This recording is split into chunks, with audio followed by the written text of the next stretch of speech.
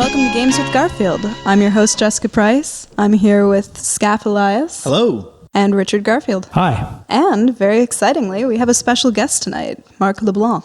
Hi there. Do you want to introduce yourself? Well, I'd be happy to introduce Marc. Okay, great. Start off. I first met Marc several years ago. 1999. 99, and it was at the GDC, DDCA. What was it called back then? I don't remember, but it's the Game Developers Conference now.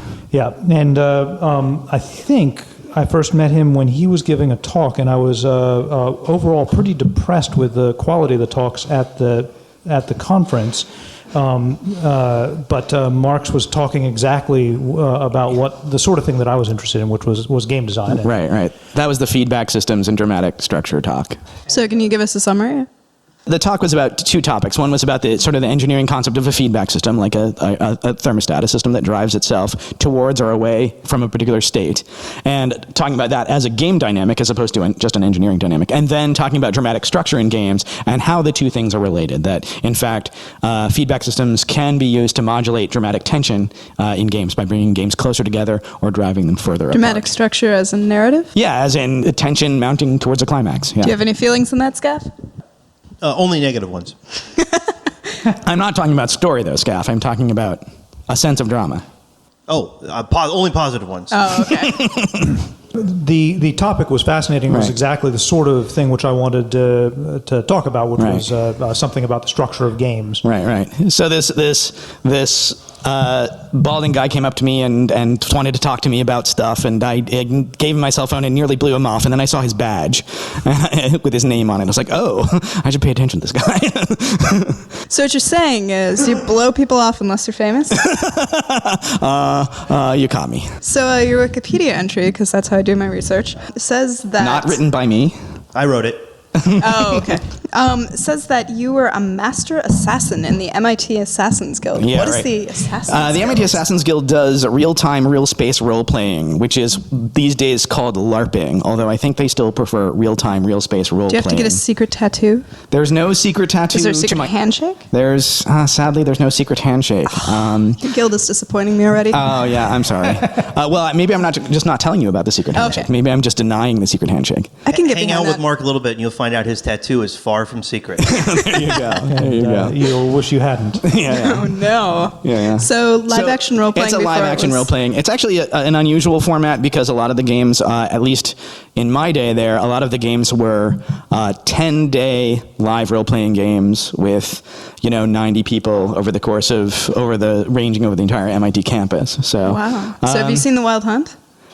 The Wild Hunt. It's a movie that just came out. It was at the Seattle International Film Festival, and it's about LARPing gone wrong. Ah, interesting. I happen to be in a WoW guild called The Wild Hunt. Interesting. Coincidentally, but I'm pretty sure it's unrelated. Yeah. No, So do you have any funny LARPing stories? I don't know if they would make sense out of context, but I'll try.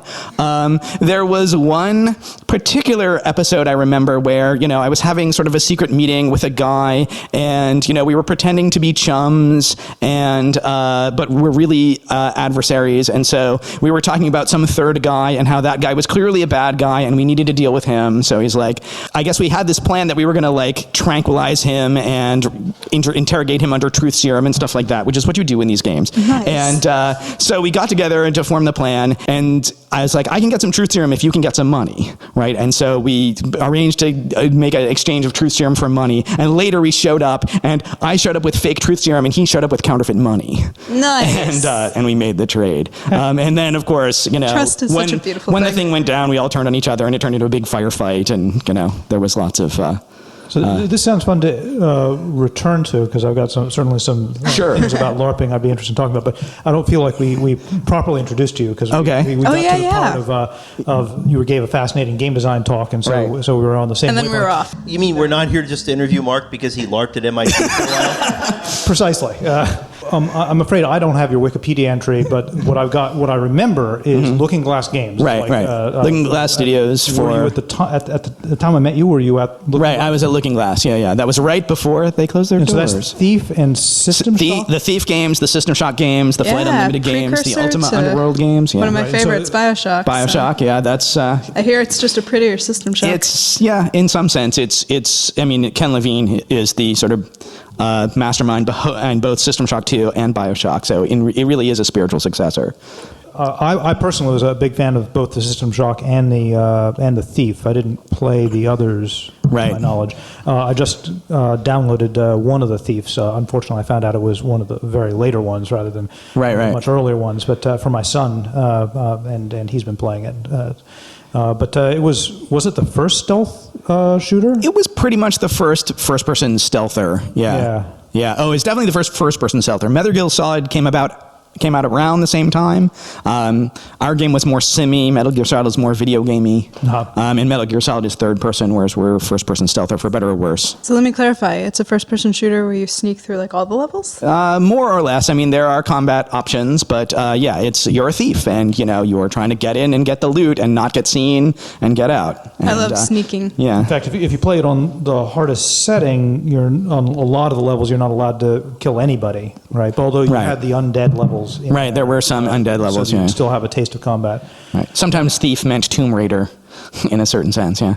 Now, professionally, after that, I lost track of you, except for Oasis. Right. Which I found a few years later, and I Right. didn't realize you were involved with. But Oasis is exactly in that area of games which I'm very interested in, which is games which are not all the way to traditional computer simulation style games, but they feel like they've got their roots in paper games. Right. Oasis is kind of like a board game that you couldn't do on a board. Yeah. Or would be very awkward to do on a board because it has lots of hidden information and things like that. Yeah, Oasis was the idea for Oasis came from Andrew Leaker, and he was sort of the inventor of Oasis. And I was at Visual Concepts at the time, which was a Sega of America studio. They later became 2K Games, but I was at Visual Concepts at the time. I saw Andrew Leaker's little prototype of Oasis, and I decided to leave my job to go help him bring that to fruition. So can you give us a brief description? How do you play Oasis? All right, What is the it? 3-word description is Civilization meets Minesweeper. Oh, interesting. Yeah, that's what everyone says. So the longer description is Andrew, his original intent was to make the anti-Minesweeper, right? In Minesweeper, one of the problems is that every time you click, you're risking death, right? So Minesweeper, every click is potentially bad, right? And you want to use your clicks very sparingly to get information so that you can survive the level. And it's all about surviving the level. And so Andrew wanted to make a game that's like Minesweeper, where clicks give you information, but every click is good. And so every click is good, and the question is whether your good clicks add up enough to win the level. So in Oasis, you're returned back to your kingdom, and it's covered with fog of war, essentially. And every click removes a little bit of fog and gives you a little bit of information about what the map underneath the fog is like. And so you can find crops which will lead you to cities, and once you find your cities, you can connect them together with roads, and your cities will grow over time as you connect them with roads. And you can also find mines which let you develop technologies and things like that. And the whole point is to spend your 85 turns, the 85 clicks you're allowed, to explore and build up a good enough empire so that when the barbarians come at the end of the 85 turns, you've survived. You survived their assault. Yeah. And even though this game was released 5 years ago?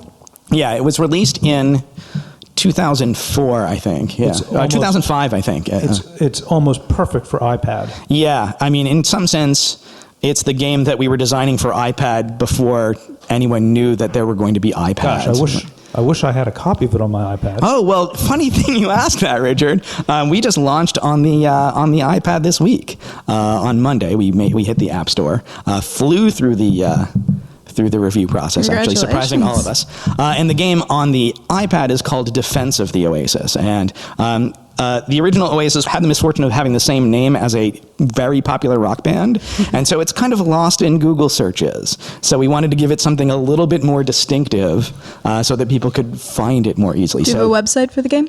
OasisGame.com is the website for the game. So everybody, go visit OasisGame.com. Or just type Defense of the Oasis into Google, and you will find your way into the App Store, and you can buy it for your iPad. I wonder if the people are going to think it's a tower defense game, since tower defense has co-opted the name defense. Yeah, I think I'm okay if people who are searching for tower defense find our game. I think they'll enjoy it. I think there's a lot of overlap, not necessarily in terms of style of play, but in terms of audience. I think so. It's a very original game.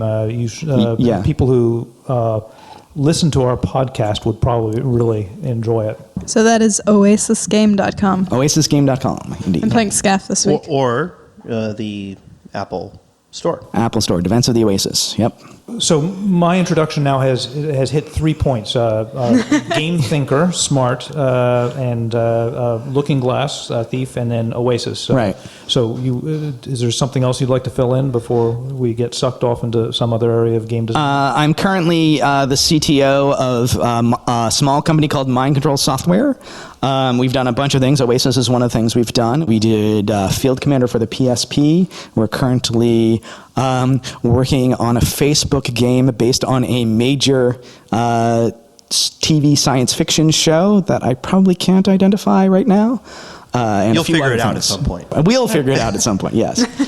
Yeah. So speaking of being a thinker and being smart, your Wikipedia entry talks about the Mechanics, Dynamics, Aesthetic, or MDA framework. Right. So I've been running a game design workshop at the GDC since 2001. Actually, Richard and Skaff were on the original faculty of that. We did that for 2 years, I think? Maybe. I don't know. I think it was 2 years. Yeah, I recall you running a rock, paper, scissors tournament with cash prizes, I seem to recall. Nice. That's probably true, yeah. I remember the tournament. Was it a Ready, Aim, Fire tournament? No. It was rock, paper, scissors, because we were doing I think you played Ready, Aim, Fire, which determined seeding for the rock, paper, scissors tournament. Maybe, I don't know. So if you had 3.5 minutes to explain MDA framework. Well, the MDA framework views games in 3 terms, in sort of 3 views. The mechanics of the game, the dynamics of the game, and the aesthetics of the game. So the mechanics of the game are what we normally think of as rules, right? It's the description of what you need to play. So it's not just the rules, but it's also the equipment and the circumstances. And I use the word mechanics instead of rules so that I can sort of get away from the connotational baggage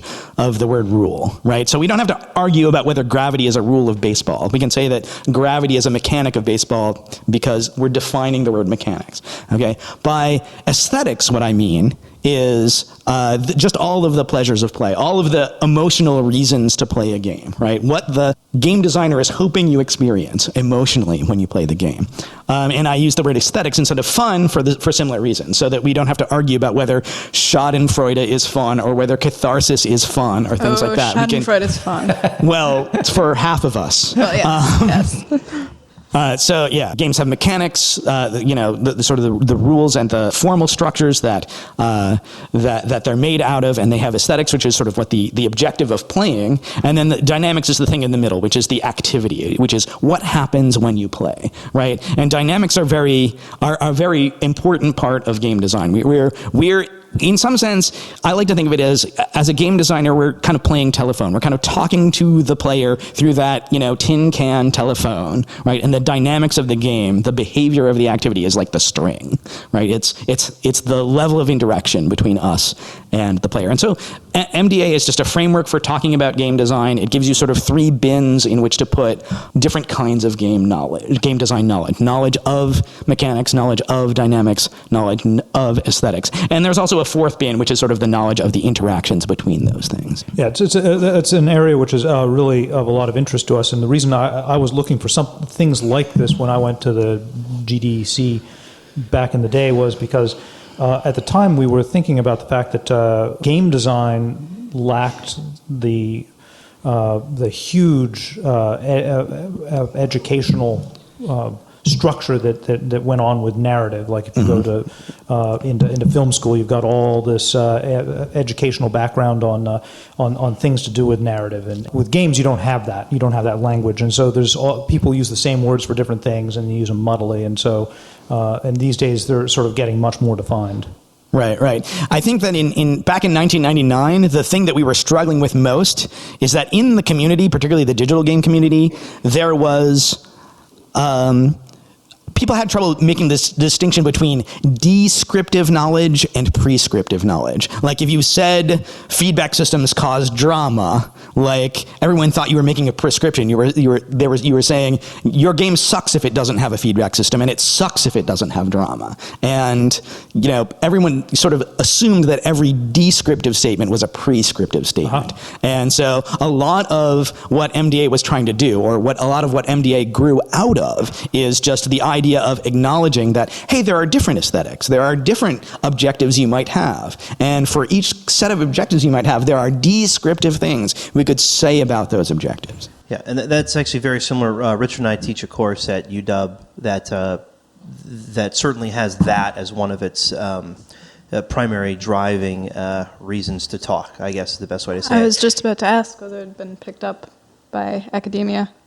No, I would say barely would be the answer to that. I think it's something that, maybe 20 years from now you might look up and say, yes, it was picked up by academia, but I think in general it's in its earliest stages of being sort of broadly picked up by academia. Every once in a while, I do the vanity search for mechanics, dynamics, aesthetics, and you find some wonderful things. And one thing I found a review of some book which basically said this approach to game design is way better than that mechanics, dynamics, aesthetic crap they're teaching in schools. So clearly they are teaching it in schools, and that's what I got out of it. And in fact, I think if you go to certain places like CMU or possibly MIT, or places like that, you'll hear. No, there's definitely a few places. It's having known this through sort of working on it through the university and people, the people who are responsible for that starting that program there. It's there's a half dozen places where it's taught, I think, sort of well or seriously, right? And then and it scales down pretty quickly from there. Game design theory is definitely the Wild West right now. Sort of like the internet. Anything goes. Yeah, it's a fun time to be doing it, certainly.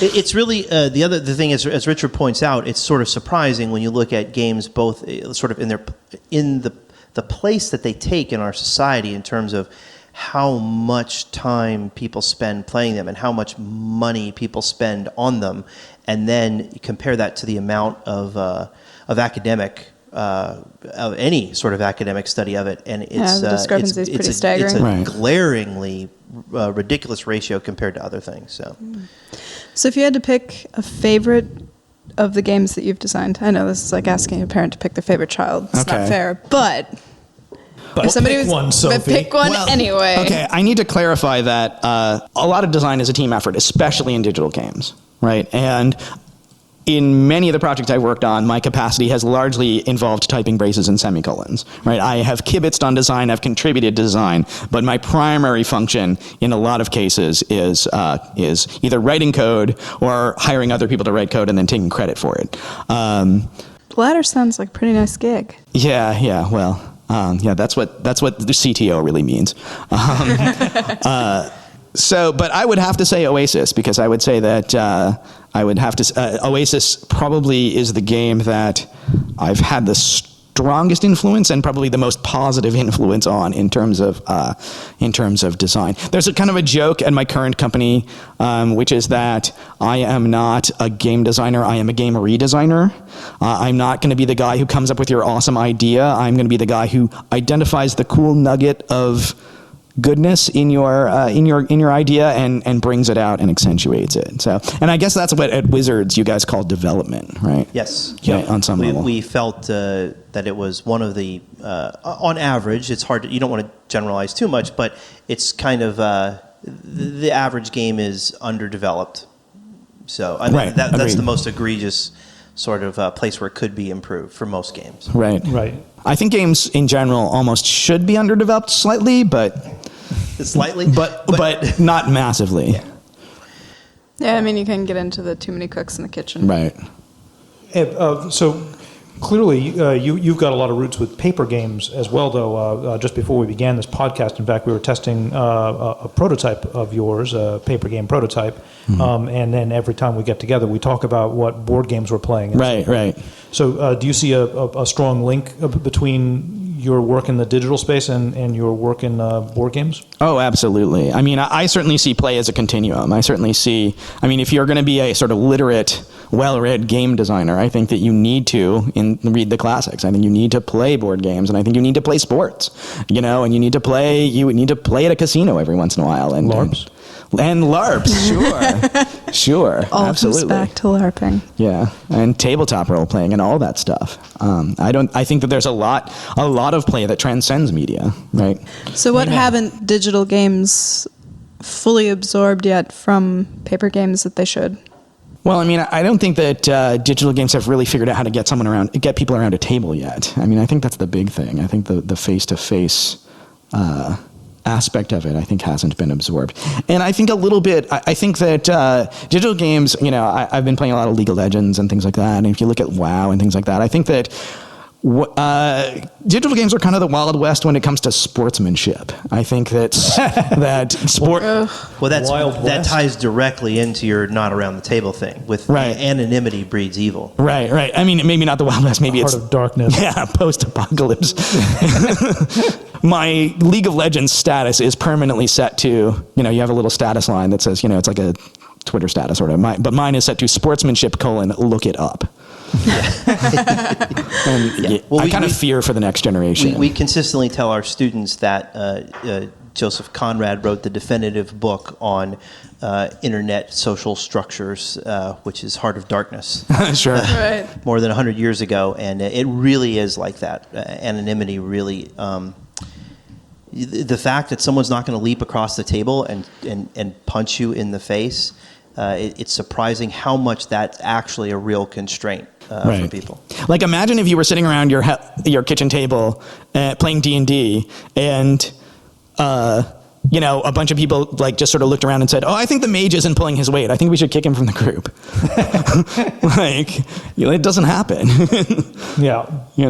Are you sure? Yeah, we've played with a player, a guy called Javier, that we think sometimes he thinks we're not in the same room. He thinks he's anonymous and over the internet. Right. That's our best explanation for what he's doing. Right.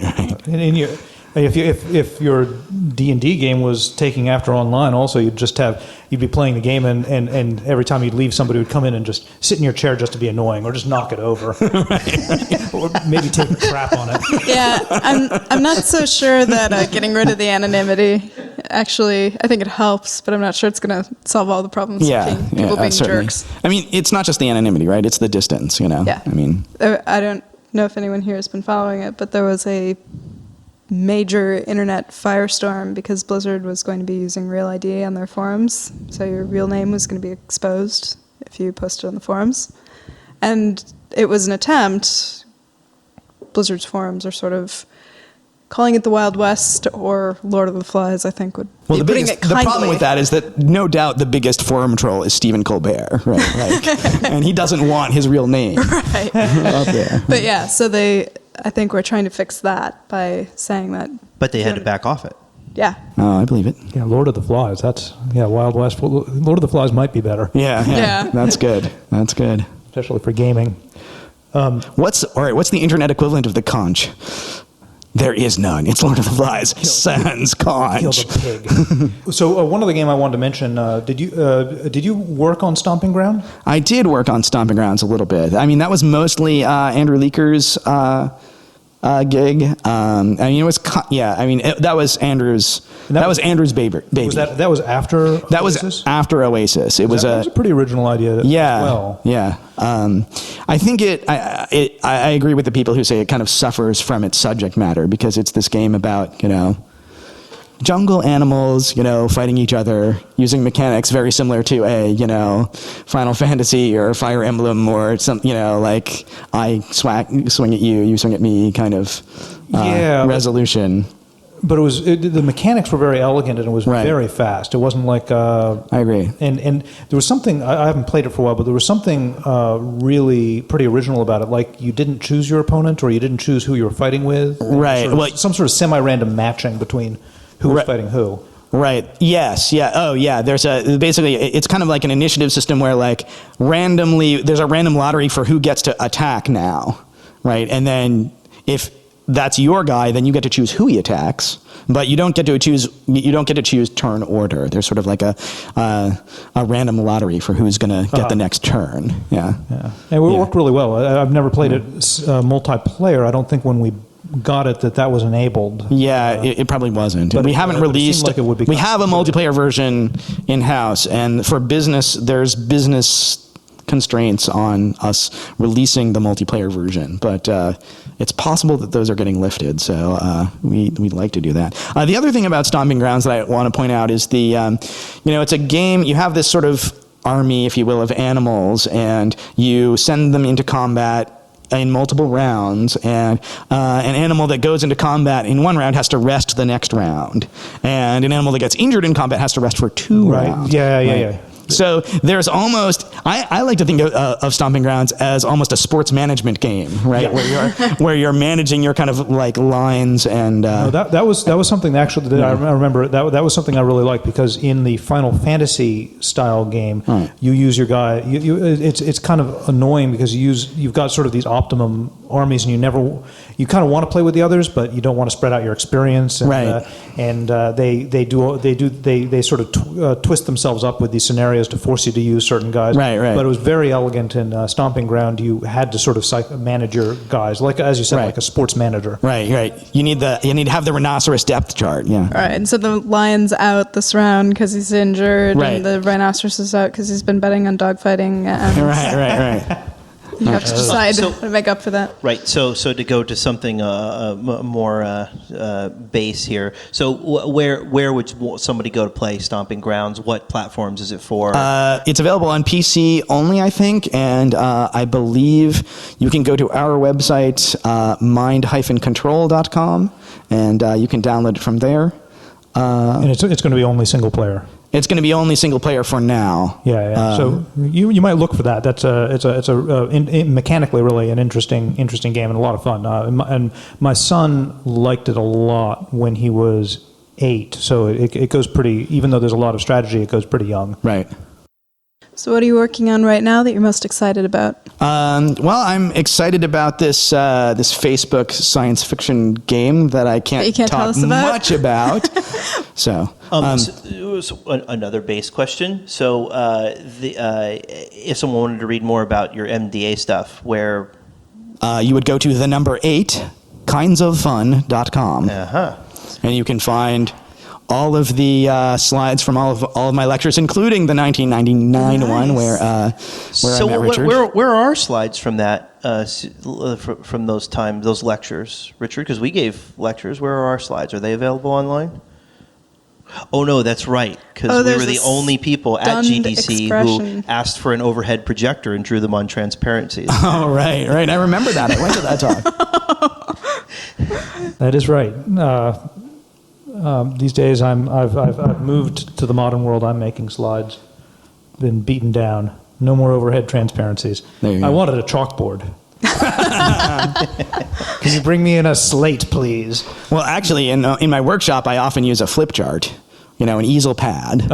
And in many ways, I prefer that to the whiteboard. I guess the chalkboard is even lower tech than that. But in many ways, I prefer that to the whiteboard because I can actually flip back. I can flip, I can erase and unerase, right? Right. Save and restore. Right. And with chalkboard, you have the mathematician's disease, which is white lung. Right.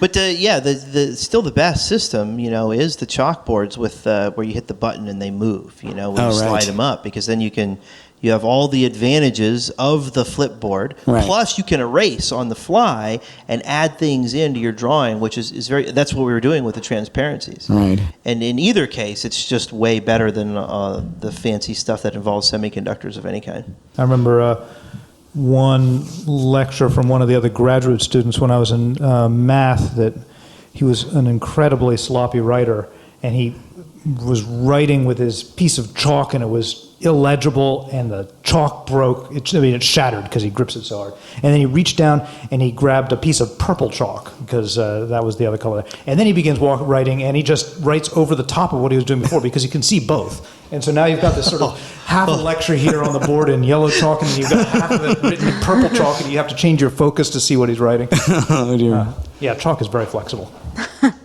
But so, we can find your high-tech slides at 8kindsofFun. 8kindsofFun.com. And that is numeral 8, not Now, 8 is it spelled out. mainly your stuff up there? Is there other people's stuff up there? Because the MDA stuff is very interesting. It's mostly, well, it's materials from the workshop that I run at GDC is up there. And so because I run that with 9 other faculty, other faculty members will contribute materials, and those materials are generally up there also. So they'll be there. There are a lot of exercises and activities that I run at the GDC.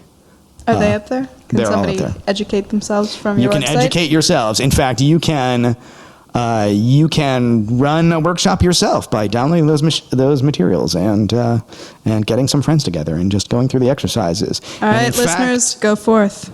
if you want to run a workshop in, I believe, Korean, I believe you can send me an email, mahk@8kindsofFun.com. And I can hook you up with a guy who has translated several of the materials into, I believe, Korean, but I could be wrong about But you're not sure. which Far Eastern language. I'm pretty sure it's Korean, yeah. Excellent. So for our Korean-speaking listeners, Who whom want I'm sure to there are run many, a workshop yes, who want to run a based workshop, upon, yes. Yeah. those slides are available to you in your native tongue. Another project that might be worth talking about, since actually we have some readers on our blog site who are aware of it, was Mind Twist. Right. So I worked with Mind Twist was a project I was doing with Mind Control, Right. and I did work some with Mark on this project. Sure. What did you think of that? Well, honestly, I wasn't convinced at first. It seemed very small in terms of its design space. But once I got into it, once I kind of saw what the possibility space, what the design space really was in terms of what characters you can create and things like that, then it started to really open up. It opened up to the point where now we had to start thinking about how exactly would we communicate all this stuff on an iPod to somebody. And the answer is to do it on an iPad. Just make the screen bigger. That was the first game prototype I played where we had to have a spreadsheet set up next to the game when we were playing it at first. Right. Until we got the information. Right, and then we built the annotated version where the iPod screen was in the upper left corner, and just all surrounding it was like all this mouse over text for what pieces did what and things like that. Fortunately, we got friends like Rob Watkins who don't mind playing spreadsheet games. Yeah. So he got us through the first part. Right. So how many projects like that have you been involved with over the years where, I've been involved in lots of games like that, which sort of look promising and, maybe they get resurrected at some time or another, but they go into stasis for indefinite periods of time. Is that something you're really used to?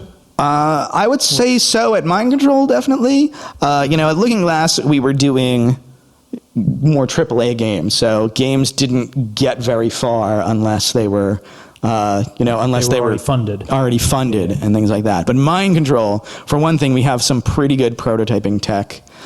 So we occasionally will just have a game jam where we'll just spin out and everyone spends 3 days making a game. Yeah, you got, because of your prototyping, you can afford to sort of get them out quickly. Right. There was a funny situation where I was working on, someone had an idea for a game and it was supposed to be network multiplayer, and I was too lazy to do the network multiplayer code. So instead I found some code on the web to allow you to connect 2 mice to the same computer and just play 2 people on the same computer with 2 mice. Uh-huh. And that sort of then we had suddenly the multi-mouse game jam where we tried to think of every game you could possibly make with multiple people at the same computer.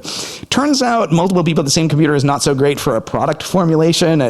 There isn't that many people who want to play a multiple people, each with their own mouse in the same computer game. But if you do, you can go to mind-control.com and download our game R. That's A, 6 R's, and an exclamation point. It's a pirate game where basically you have a pirate ship and your mouse cursor is the wind. So this gives me a chance to, finish what you're saying, but this gives me a chance to segue into my favorite interview question ever. Okay.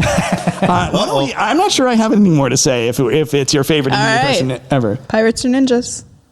I feel that this question, that people's answers to this question reveals a lot about them. I'm sorry. I got to go with pirates. You're a pirate guy, huh? Yes. Richard? Pirates or ninjas? Which are better? Ninjas. I'm with you on the ninjas. It's a silly question with It's Mark. not a Pirates silly are real. question. They had real fun. They really did cool things. Yeah, ninjas are. Well, they're hey, jokes. no, listen, I mean, listen. I guess even if the question is canonical movie pirates versus canonical movie ninjas, I still go with ninjas, pirates. the whole thing is secrecy and sneakiness. They could be having tons of fun, and you would never know. They could be disguising themselves as a head. If right they now. were having tons of fun, They could be wouldn't disguising mind them- telling people about it. They would, though. They just don't want you. One of my in on the favorite fun. Onion videos is the one that is Ninja Parade goes by unnoticed for 10th year in a row. That's good. No, I mean, I think I'd actually go for robots over both of those. But yeah, the thing is That's a new that wrinkle. pirates in real life seem like a skanky bunch of smelly. We're not talking real life here. We're Okay. talking about the just- Hollywood Well, I mean, concepts. If we're just talking about the fiction, Ninjas in real life are spies, right. which are mostly yeah, guys who listen to things on headphones and push paper. Right. We're not talking about reality. We're talking about the Hollywood concepts here. The Hollywood concepts. I'm still going. I'd with rather pirates. watch a pirate movie. I'd rather be a ninja, though. Oh, yeah, okay. I think so. Yeah, sure, absolutely. I don't like rum. Well, yeah, there's that. And I'm not that fond of parrots. I would rather be a software ninja than a software pirate, although I don't know what that is. You don't know what a software pirate is? Because I know got to what tell a you. software pirate is, but I don't know what a software ninja is. Yeah, it does sound like it would be cooler though. Yeah. Yeah, it does sound cooler. So what else? What is the one thing, speaking of these games that did not make it to the market? Like, what's the one concept or the one, sort of trait of a game that you worked on that you were really proud of and that you really still want to get out there? I had this prototype that I actually did at Visual Concepts that I would like to turn into a game someday. And basically the idea there was the thing I felt was missing from Grand Theft Auto was you couldn't really trick out your ride, right? Cars were these disposable things, right? And like the version of Grand Theft Auto where, you got to sort of like grow and mod your car and sort of level it up and maybe mount different kinds of weapons onto it and turn it into a sort of a character separate from you. That would have just been Grand Auto then. Yeah, sure. Not Grand Theft Auto. Yes, and it's fantasy, and your car is a monster, but that you ride. Right. So that was kind of just the idea of you have a character. Your RPG character isn't your guy; it's your vehicle. Yeah. Like is sort of an idea that I'd like to play with. And I think that there's a lot of, like in a lot of games, there's kind of like this disconnect between sort of form and function. There's this disconnect like in WoW where I want to wear the effective pants, but I also want to wear the pretty pants, and you can't do both. I always thought of you as a pretty pants guy. Pretty pants is so the That name leads of my me to next my band. favorite interview question. All right. Bring it on. All right. Do you two have any more questions for Mark? Not public. Mark, do you have anything else you want the audience to know? Well, I've been talking all day, and I apologize for my voice is going. Oh, that's okay. Thank you very much for stopping by. Yeah. I should re-mention Oasis's, stomping ground. Take a look at that. That's cool. But Oasis is out on iPad right now. And it's called Defense of the Oasis. Defense of the Oasis. on Defense of iPad. the Oasis And, at is well worth looking oasisgame.com. at. Yeah, you won't be disappointed. Yeah. And you should also... If you've made it through this far through this podcast, you will not be disappointed. You should also check out Mark's site at 8 Kinds of Fun. Again, numeral 8, not 8 typed out, for some what I gather from Richard are very interesting and very useful lectures and slides on game design. And Yep. All right. Great. Well, thanks all right, very much thank for you joining so us. much, Mark. Thanks for having me. It's been great. And for our listeners, have a great month or a couple weeks till we talk to you next. And Where we'll talk about Good night. chalk some more. These guys will. And protractors, no doubt. yes. Yeah, I like protractors rather than these newfangled graphic calculators.